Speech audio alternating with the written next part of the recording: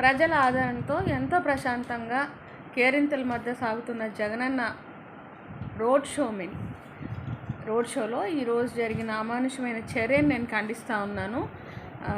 ఇది ఖచ్చితంగా కమ్మవాళ్ళు ఈరోజు ఇప్పుడే బొండా ఉమా ట్వీట్ చూసాము. కొండపైన అమ్మవారు, కొండ కిందకు అమ్మవారు అని.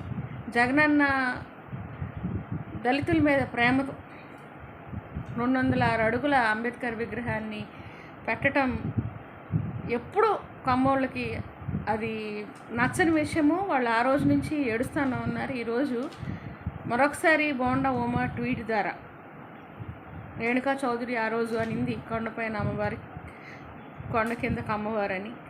అదే ట్వీట్ బోండా ఉమా కూడా చేశాడు.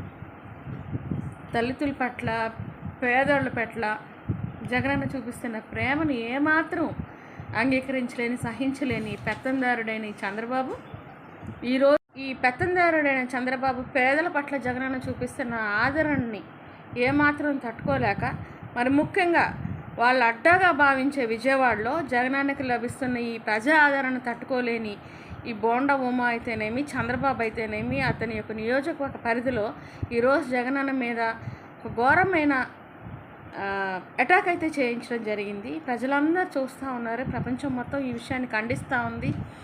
అందరికీ క్లియర్గా అర్థమవుతుంది. ఒక ప్రొఫెషనల్ చేత ప్రాణం తీయించాలని జగనన్న మీద ఈ అటాక్ అయితే జరగడం జరిగిందని అందరికీ అర్థమవుతోంది. ఈ జరిగిన ఈ అటాక్ని ఖండించకపోగా టీడీపీ సోషల్ మీడియా ఏదైతే ఉందో ఇంకా నీచమైన ట్రోల్స్ చేస్తూ ఉన్నారు. అది ఖచ్చితంగా ప్రజలు గుర్తుపెట్టుకుంటారు. మీరు ఇలాంటి నీచమైన, అవమానకరమైన ప్రవర్తనలు మానుకోకపోతే మీరు ఇంతకింతకి రేపు చెల్లించుకోవాల్సి వస్తుంటుంది. జగనన్న మీరు క్షేమంగా ఉండాలని కోరుకుంటాను. అదే గొప్ప దేవుడి కృప మీకు ఎప్పుడు తోడుగా ఉంటుంది. పేదలు, దళితులు మా పరువు నిలబెట్టిన, మా కోసం నిలబడిన జగనన్నకి ఎప్పుడు తోడుగా ఉంటాము. Jagananna, we are with you. God is with you.